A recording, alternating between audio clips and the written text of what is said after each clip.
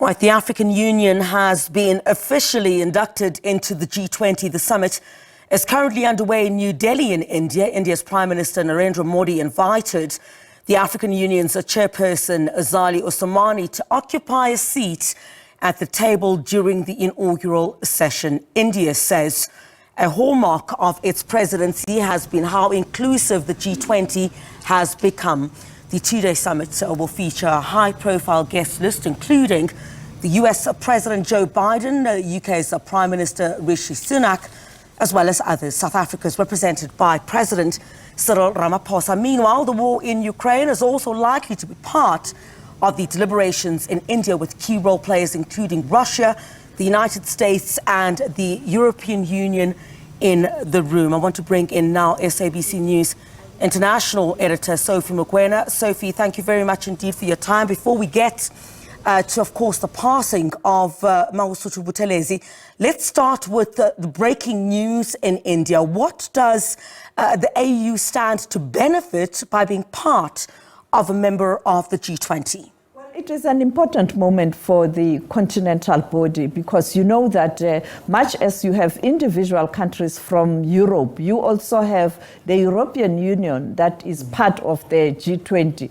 And therefore, the European Union is able to negotiate for smaller countries within the group. And therefore, for Africa, it is good because now you have a continental body represented there. And the continental body can take the NEPAD document, the African Continental Free Trade Area document, and negotiate on behalf of the entire continent, particularly the smaller countries that won't have an opportunity perhaps to be part of this powerful group. We know that Nigeria has indicated that they want to join, and other countries, I think Egypt will do the same, and they have economic muscle, they can do that. And therefore the issue of discussions around the transformation of the multilateral organizations such as IMF, World Bank and the Security Council will be entertained much better with Africa speaking in one voice, with South Africa supporting every presentation.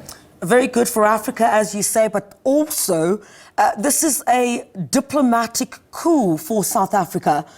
Do you agree with that? Exactly. You know that South Africa is a founding country of the G20. It was founded in 1999, and South Africa was there as it started with finance ministers and the central bank governors. But since then, we've been there the only country from the African continent. And later, South Africa did lobby and push for the organization or the continental body to be on the table. In the same way, you have European countries and the European Union. And I think it is indeed a diplomatic coup for South Africa, but it speaks to South Africa is still wielding a powerful voice and influence on the global stage.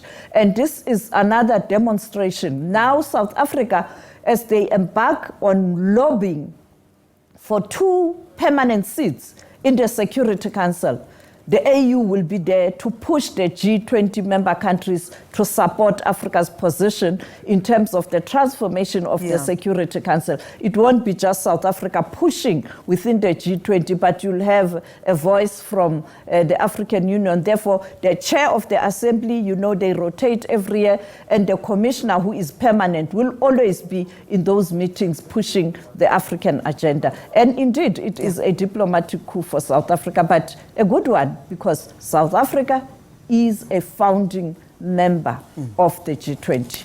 Let's move away a bit from that now, Sophie.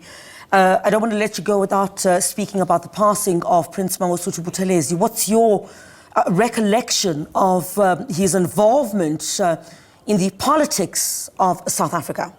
You know, his legacy is mixed. You know that he started as a young person at Fort Hare, being a member of the Youth League, based on his conviction and his family conviction in terms of the colonial past.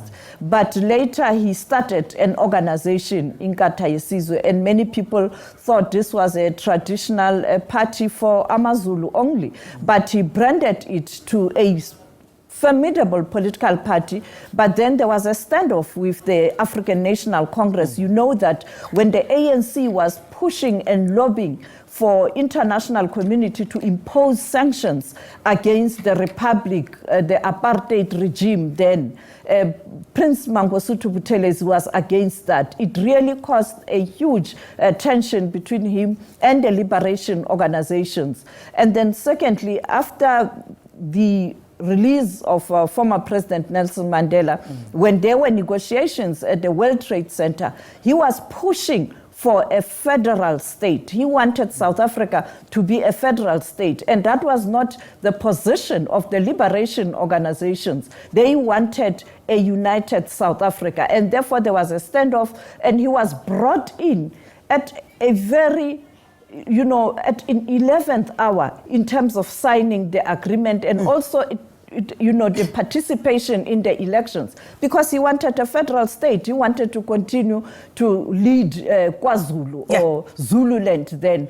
And that was not the intention of those who wanted liberation in the country. And therefore, again, there was a standoff. But when there was a government of national unity, he became the minister in that government of national unity. And you'd recall that at some point in time, former President Mandela was out of the country. His deputy Thabo Mbeki was out of the country.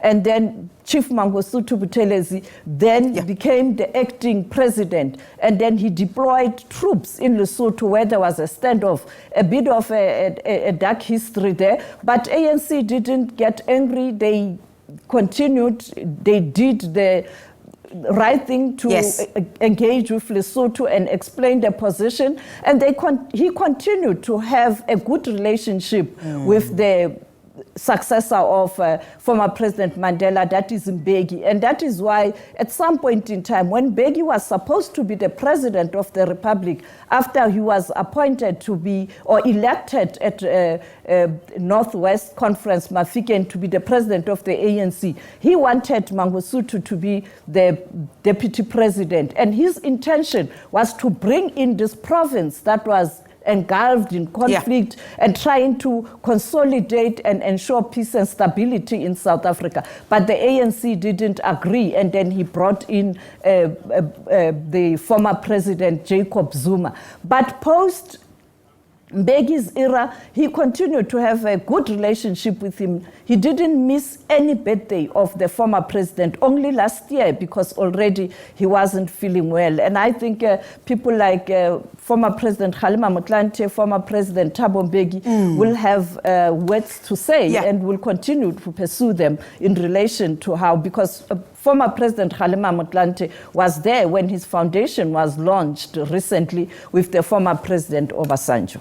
And I mean, there have always been attempts to accommodate him, you know, by the ANC's different leaders. This was after 1994. Touch on that a little bit for me.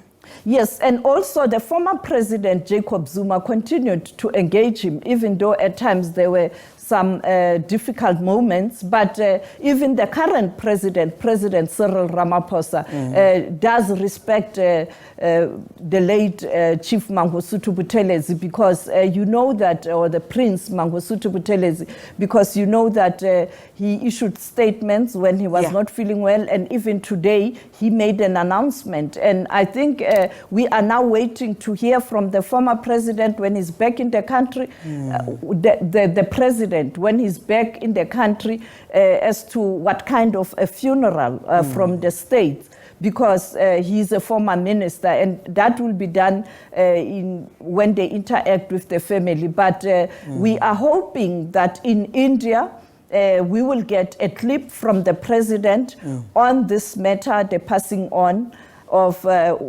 leader, but also on AU being admitted in the group of 20 countries. I think the president has a lot to say around where to from here in these two issues.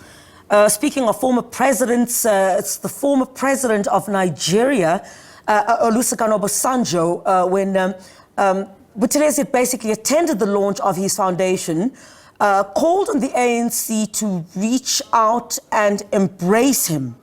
Why? Take us back there. You know, as I pointed out, that when you look at the legacy of the late leader, there are issues. We can't ignore that. I mean, the violence pre-1994, who can forget the Buipatong massacre? But then former president of Nigeria, Obasanjo, who was there when his foundation was launched, he called on South Africa to forgive and move on and look at the good things, and therefore called on the ANC to bring him back in their ranks. And one thing that he used to complain about was his membership of the ANC and him being a part of the history of the ANC. Yeah. And as I pointed out, you can look at his involvement in the student politics at Forte with other prominent leaders on the continent who have been at Forte, and his relationship with the former president of Zambia, the late KK, and also his relationship with the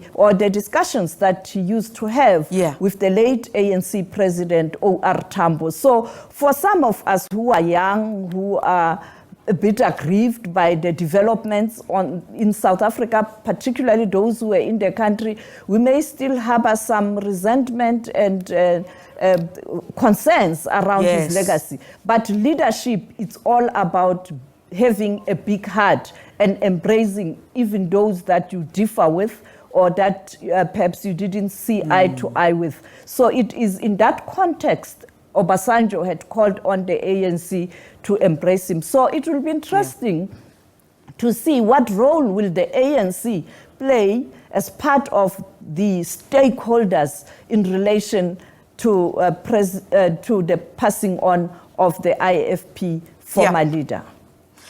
SABC News International Editor Sophie Mokoena, thank you very much indeed, speaking to us on two issues there.